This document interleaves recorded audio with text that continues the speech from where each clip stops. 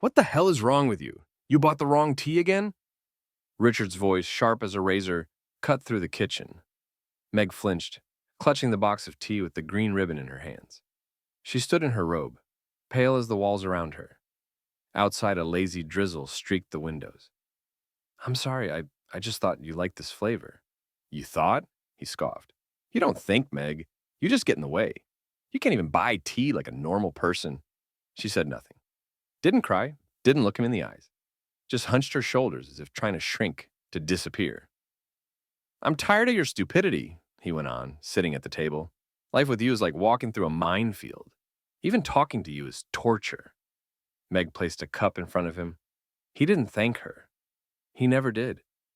Richard was the kind of man who seemed gallant and respectable on the outside. But at home, he became judge, executioner, and accuser all in one. Sometimes she thought he enjoyed it, every jab, every humiliating remark. You've failed at everything. The garden, your charity work, raising our son. He turned out just as weak as you. That one hurt the most. Lucas. The only thread still tying her to life? He had left home 3 years ago, just packed his things and said, Mom, I love you, but I can't live near him anymore.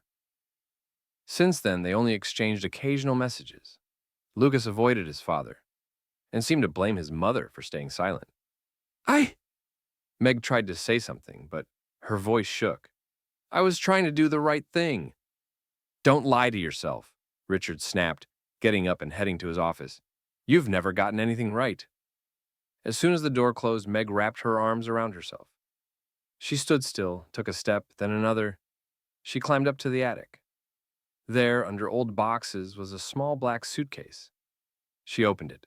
Inside, documents, money, keys, a flash drive, a phone with no SIM card.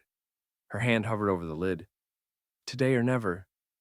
Meg looked again at the door, at the kitchen clock, at her own trembling hands, but they were no longer trembling from fear. And then she closed the suitcase, and the house became far too quiet. The morning was unusually quiet. Richard walked down the staircase, irritated by the absence of the usual smell of toast or the clatter of dishes. He checked the kitchen. No one. The kettle was cold, the curtains still drawn. He frowned. Megan? He called out. No answer. He moved through the living room, checked the dining area. Nothing. Her phone was still on the charger by the hallway table.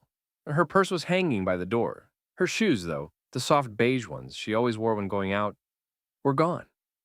He paused, something tightening in his chest. He opened the bedroom. Empty. No note. No mess. No signs of struggle. It looked peaceful. Too peaceful. He picked up her phone and unlocked it. Nothing unusual in the messages. No missed calls. Just a few unread texts from their son, Lucas. Richard rolled his eyes and tossed the phone onto the bed. She's probably having a little dramatic walk, he muttered, though his voice lacked conviction. Hours passed. Afternoon came. He made a few calls to neighbors, to Megan's sister. She hadn't heard from her in weeks. Even to the local hospital, just in case. By evening, irritation had turned into unease. He poured himself a drink, sat in his leather chair in the study. The silence pressed down on him like a fog. Megan had always been there, not loud, not warm, just present. A shadow that made the house feel complete. Now that shadow was gone. The next morning, he went to the police. She left yesterday sometime before 9 a.m. I thought she'd come back. His tone was calm, rehearsed. Did she take anything with her? Just a pair of shoes, I guess. Any arguments between you recently? Arguments? No. She's not exactly the confrontational type. Detective Jane Aldridge narrowed her eyes slightly. Her pen paused on the paper. Has she disappeared before? Of course not. She's my wife, not a runaway teenager.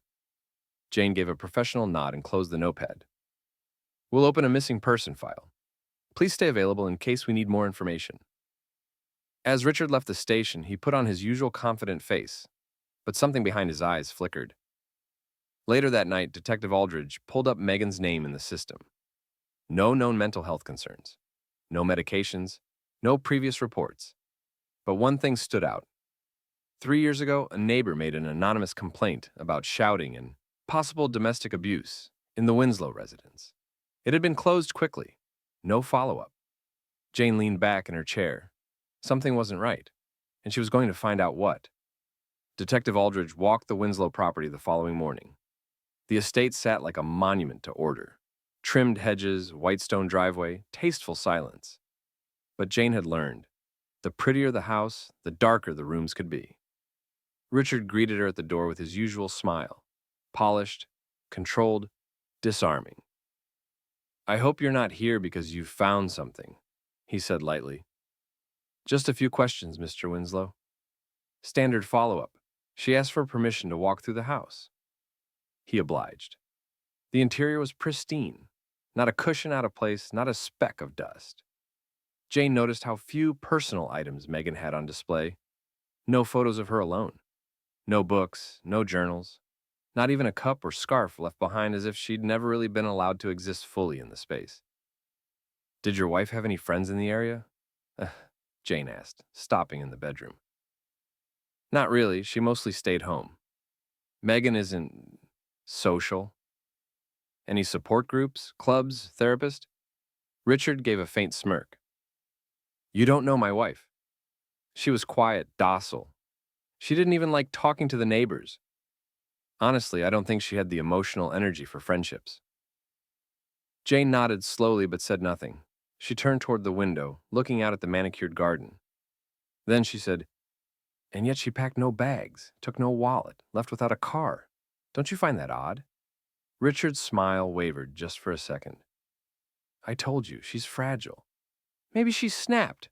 Maybe you pushed her," Jane thought but didn't say. Back at the precinct, Jane ran a background check on Richard Winslow. No priors.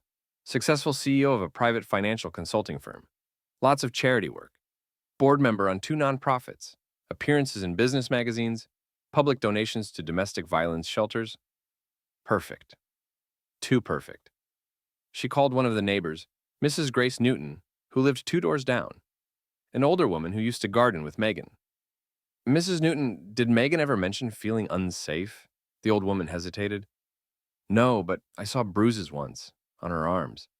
She said she slipped in the bathroom, but the look she gave me afterward, like she wanted to say more but couldn't. I never forgot it." Jane thanked her and hung up. Then she opened the anonymous complaint from 3 years ago. Cross-referenced the phone number. Grace Newton.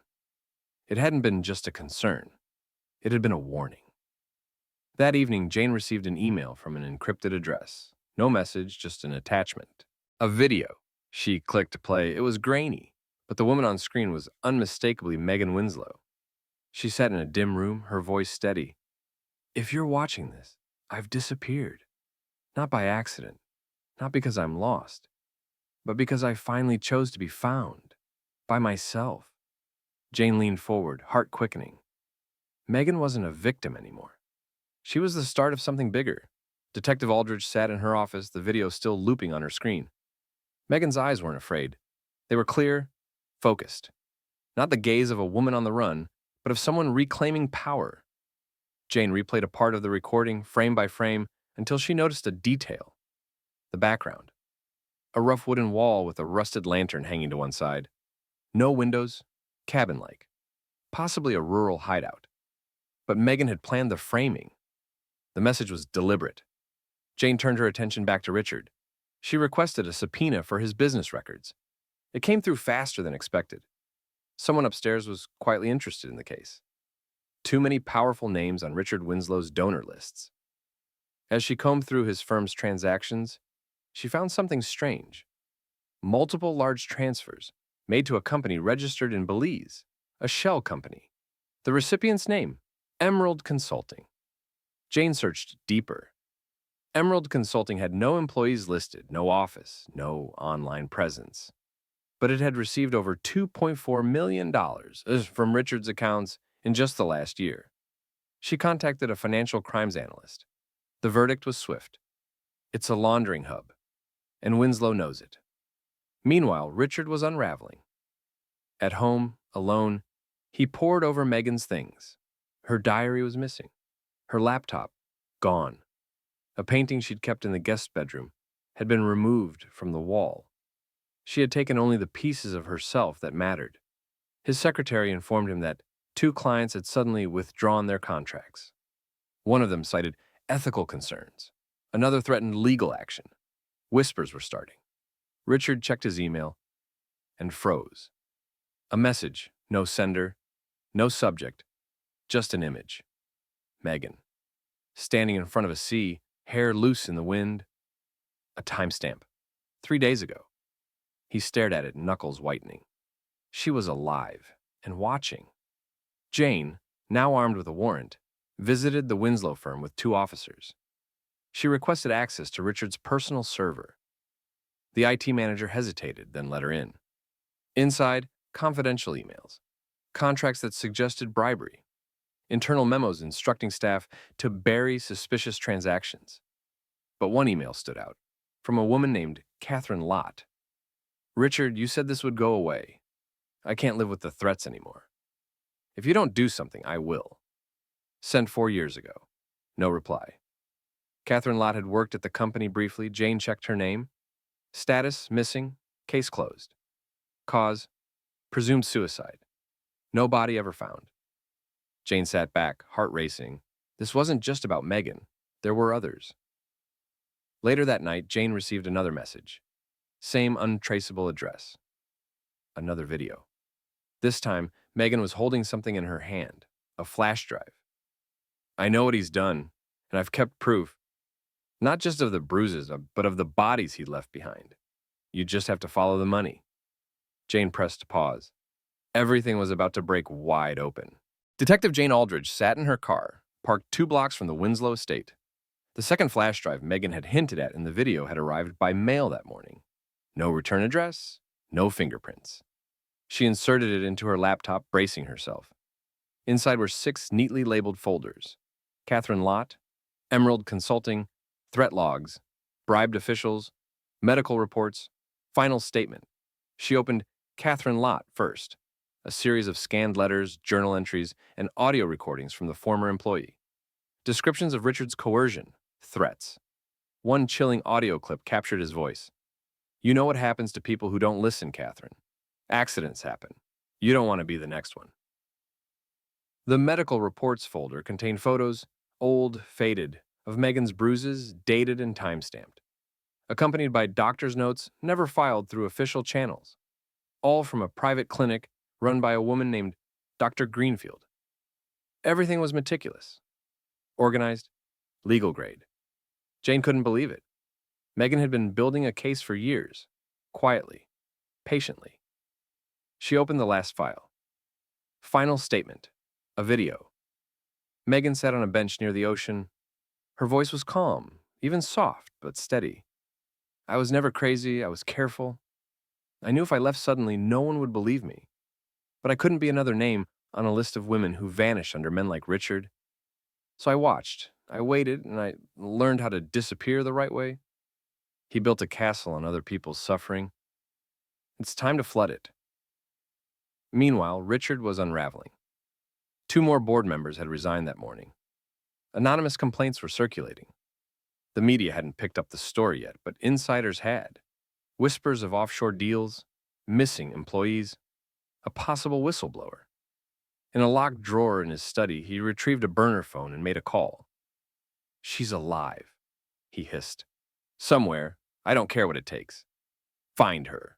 But the voice on the other end was hesitant. Boss, she's not hiding like a victim. She's baiting you. Everything she's leaked is leading back to you. If we keep digging, we might do what I told you, or I swear, click. The line went dead. Richard stared at the phone, then hurled it across the room. He was losing control that night. Jane met with Megan's son, Lucas, in a small cafe outside the city. He looked older than his age, weary but alert. My mother sent me a letter, he said quietly. A month before she vanished. Said I shouldn't worry. That one day I'd be proud of her. I didn't understand back then. I do now. He slid an envelope across the table. Inside, a USB drive, another one. She gave me this a year ago. Said to keep it safe. That when the time came, I'd know where to take it. I think the time is now. Jane nodded. Something cold moved down her spine. This wasn't just a missing persons case anymore. It was the opening chapter of Richard Winslow's downfall. Detective Jane Aldridge stood before a task force assembled in the precinct's lower briefing room. The evidence wall was filled, bank transactions, personnel photos, legal records, and Megan's videos, framed in red and yellow tags. At the center was one photo, Richard Winslow, surrounded by a ring of names connected to his crumbling empire. Ian, we're ready for indictment, the financial crimes officer confirmed. Wire fraud, tax evasion, and if we can corroborate Catherine Lott's timeline, possible obstruction of justice. Maybe worse.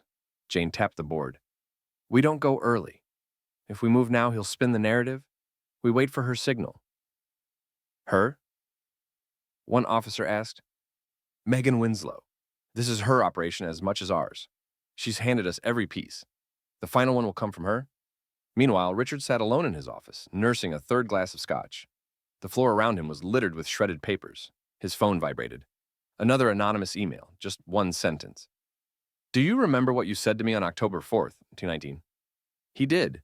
He remembered too well. It was the day he'd backed Megan into the wall of their bedroom, fingers clenched around her wrist, hissing, You're not a person, Megan. You're a function. And now that sentence had come back like a boomerang. Someone else knew. He stormed into the living room and pulled open the drawer where he kept Megan's old laptop. Gone. She had taken it. Everything she had ever hidden was now aimed at him. In the shadows of Lisbon, Portugal, Megan sat in a sunlit studio apartment above a small bookstore. Her hair was shorter now, her skin tanned, her movements lighter. At her side, a sealed package lay on the table, thick with papers, photographs, and an unregistered memory card. She picked up her phone and typed, I'm ready. 2 days later, an unmarked envelope landed on the desk of the Guardian's investigative team. Inside, full confession letters from 3 former employees, direct recordings of boardroom threats, and a notarized statement from Dr. Greenfield confirming years of unreported abuse. Attached, Richard's offshore accounts, transfers, witnesses. One name came up repeatedly, Catherine Lott. That same day, Megan uploaded a video to a private channel, shared only with one journalist. In it, she didn't cry. She spoke. He said I was nothing, that no one would believe me, but truth doesn't need permission to exist. You believed the mask, but I knew the monster behind it. This isn't revenge, it's revelation. And this is only the beginning. The article dropped within 48 hours. Front page, global attention. Financial empire collapse, whistleblower revelations. A buried missing persons case reopened. Richard Winslow didn't sleep that night. At dawn, he opened his front door to get the newspaper and found a small cardboard box. Inside, his old wedding ring and a note. You taught me to be invisible. I taught myself to be free. At exactly 7 a.m., his gate buzzed. The police were here. The cuffs clicked around Richard Winslow's wrists at exactly 7:04 a.m. He didn't resist, didn't speak, just watched, jaw clenched, as the officers led him down the marble steps of his estate, past the cameras, past the flashing lights, past the neighbors pretending to be shocked. He still wore his tailored silk shirt, but his world had already unraveled. Inside the cruiser, Detective Jane Aldridge sat beside him in silence for the first few minutes. Then, you know what surprises me? He turned his head slightly, that it took her this long. Richard let out a small, bitter laugh. You think you've won. She's a liar. She made herself the victim and ran away with your sympathy. No, Jane said calmly. She didn't run away. She left footprints and made sure every one of them led straight back to you. At the precinct, Jane oversaw the booking personally. Richard was processed like anyone else. Fingerprinted, mugshot taken. No special treatment. He was placed in an interview room where a federal agent waited with a folder thick enough to crush a career. Meanwhile, Jane returned to her office and opened a newly arrived envelope. It was from Lucas. Inside, a copy of a letter Megan had written long ago but never sent. Dated 3 years prior, hidden in the lining of an old travel bag Lucas had finally opened. If anything ever happens to me, if I vanish, if I'm silenced, Don't trust the surface. He knows how to perform. He knows how to charm. But underneath, he's nothing but erosion dressed as elegance. I've collected the truth, piece by piece. You'll find it in the spaces where he thinks no one looks, the quiet corners, the silences he demands. That's where I live. That's where I fight. Jane stared at the letter for a long time. Megan had prepared for this for years. Not a last-minute escape, a chess game. And she was 5 moves ahead. Back in the interrogation room, the federal agent laid out the documents in silence. Shell corporations, embezzlement, witness tampering, Catherine Lott's file, reopened, and a testimony from Dr. Greenfield, now protected under whistleblower status. Richard scanned the papers. His eyes didn't widen. He didn't break down. He just whispered, "She planned this." The agent looked up. "Yes. And she did it without lifting a finger against you. She let your own sins do the work." Outside the station, reporters swarmed. The headlines were already live. CEO arrested in shocking abuse, fraud, and disappearance case. Whistleblower wife may hold key to financial conspiracy. Years of silence end in explosive truth. Somewhere in Portugal, Megan read those headlines with the windows open and the sea breeze in her hair. She didn't smile, but her eyes softened. For the first time in 20 years, the silence didn't weigh on her. It belonged to her. The small cafe overlooked the cliffs of the Algarve coast, its terrace framed by orange trees and whitewashed stone. Megan sat at a corner table, sipping strong black coffee and reading a worn copy of The Woman Destroyed by Simone de Beauvoir. She didn't look over her shoulder anymore. When she heard footsteps approaching, she didn't flinch. "I knew I'd find you here," said Lucas gently. She looked up. Her son. Taller, leaner, older than when she'd last seen him in person. His expression was soft, but searching. She rose slowly and embraced him. The first real embrace in years. No fear between them now. They sat in silence for a moment before he spoke. "You look free." She smiled faintly. "I feel unburied." Lucas reached into his bag and pulled out a thick envelope. "I didn't want to bring this, but I think you should see it. The investigation isn't over." Megan opened it. Inside, photos, police records, and an old news clipping. Catherine Lott wasn't the first woman to go missing after crossing Richard. In 2003, a 22-year-old intern named Raina Delmont had disappeared during a company retreat. Case closed due to lack of evidence. But now, with the whistleblowers coming forward, her name had surfaced again, along with hush money transfers to her family in the months following. Megan's hands trembled slightly as she read. She remembered Raina, sweet, eager, always nervous around Richard. Megan had seen it then, but had said nothing. "He didn't just abuse people," Lucas said. "He erased them. Quietly, efficiently."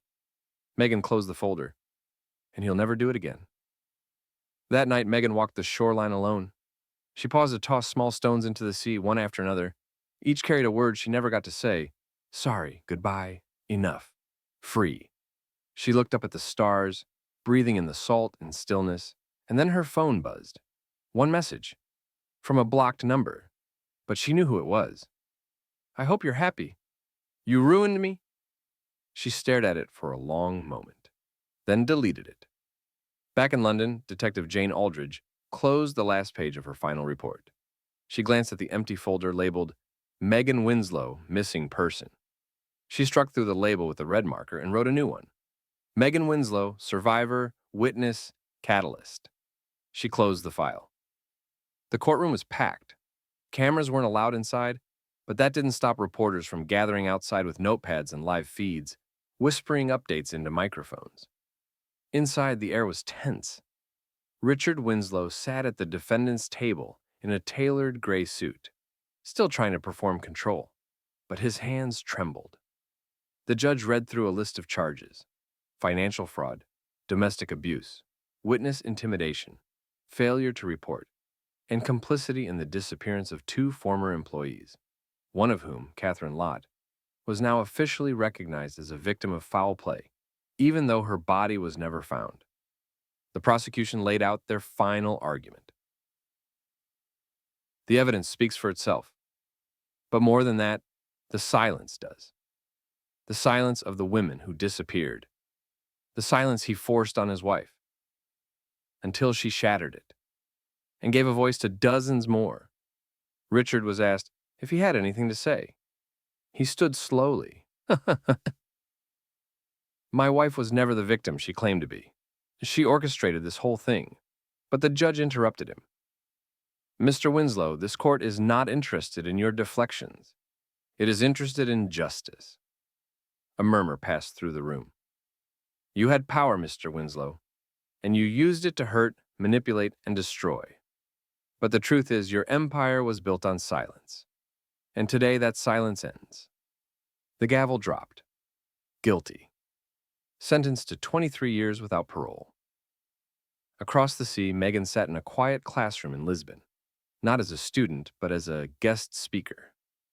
She stood before a group of young women at a women's shelter outreach program, speaking not about abuse, but about survival. We don't always get to choose our pain, she said calmly, but we get to choose what we build with it. Her voice no longer shook. Her hands no longer fidgeted. She spoke plainly, powerfully. When the session ended, a teenager came up to her. How did you survive him? Megan smiled. In 2003, a 22-year-old intern named Raina Delmont had disappeared during a company retreat. Case closed due to lack of evidence. But now, with the whistleblowers coming forward, her name had surfaced again, along with hush money transfers to her family in the months following. Megan's hands trembled slightly as she read. She remembered Raina, sweet, eager, always nervous around Richard. Megan had seen it then, but had said nothing. He didn't just abuse people, Lucas said. He erased them. Quietly, efficiently. Megan closed the folder. And he'll never do it again. That night, Megan walked the shoreline alone. She paused to toss small stones into the sea, one after another.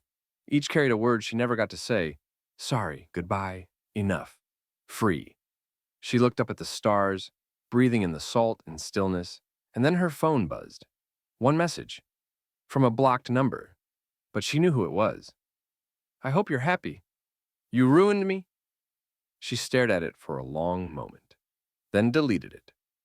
Back in London, Detective Jane Aldridge closed the last page of her final report. She glanced at the empty folder labeled Megan Winslow, Missing Person. She struck through the label with a red marker and wrote a new one. Megan Winslow, Survivor, Witness, Catalyst. She closed the file. The courtroom was packed. Cameras weren't allowed inside, but that didn't stop reporters from gathering outside with notepads and live feeds, whispering updates into microphones. Inside, the air was tense. Richard Winslow sat at the defendant's table in a tailored gray suit, still trying to perform control, but his hands trembled. The judge read through a list of charges: financial fraud, domestic abuse, witness intimidation, failure to report, and complicity in the disappearance of 2 former employees, one of whom, Catherine Lott, was now officially recognized as a victim of foul play, even though her body was never found. The prosecution laid out their final argument. The evidence speaks for itself. But more than that, the silence does. The silence of the women who disappeared. The silence he forced on his wife. Until she shattered it and gave a voice to dozens more. Richard was asked if he had anything to say. He stood slowly. My wife was never the victim she claimed to be. She orchestrated this whole thing. But the judge interrupted him. Mr. Winslow, this court is not interested in your deflections. It is interested in justice. A murmur passed through the room. You had power, Mr. Winslow, and you used it to hurt, manipulate, and destroy. But the truth is, your empire was built on silence. And today that silence ends. The gavel dropped. Guilty. Sentenced to 23 years without parole. Across the sea, Megan sat in a quiet classroom in Lisbon, not as a student, but as a guest speaker. She stood before a group of young women at a women's shelter outreach program, speaking not about abuse, but about survival. We don't always get to choose our pain, she said calmly, but we get to choose what we build with it. Her voice no longer shook. Her hands no longer fidgeted. She spoke plainly, powerfully. When the session ended, a teenager came up to her. How did you survive him? Megan smiled. I didn't. I outlived him.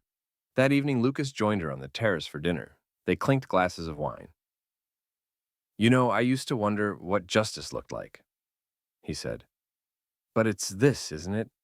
She looked out at the setting sun, soft wind in her hair. No, justice was never for him. It was for me, he nodded. So, what now? Megan paused, then smiled. I write, I teach, I live, and maybe one day, I love again. The sun had just risen over the rooftops of Lisbon, bathing the white facades in gold. Megan stood at the small mirror in her apartment, brushing her hair slowly. The apartment was quiet, but not the suffocating kind of quiet she had once known. This was the silence of peace. On her desk lay a freshly printed manuscript. The title page read, The Woman Who Disappeared, A True Story of Becoming, by Megan Reynolds. She had reclaimed her maiden name. No more Winslow. No more shadows. Later that day, she walked to the municipal office near the square. A gentle clerk, a woman in her 60s, greeted her and processed the paperwork with kind eyes. Name change? She asked. Yes, Megan replied. It's not so much a change as a return. When it was done, Megan stepped out into the sunshine and sat by the fountain. Her phone buzzed. A message from Detective Jane Aldridge. He's officially been moved to a high-security facility. Final appeals denied. Catherine Lott's family says thank you. Megan typed back, Thank you for listening to Silence. The next week, a small bookshop in the heart of Lisbon hosted a quiet event. No cameras, no fanfare. Just a circle of women, a stack of books, and a woman who once vanished and returned stronger. Megan read aloud the final lines from her book. You don't need to scream to be heard. Sometimes survival is the loudest voice in the room, and healing is its own form of justice.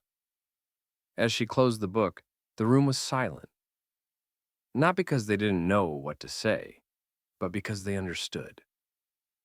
That evening, as she walked home under the fading light, Megan passed a street musician playing a slow, melancholic melody on a violin.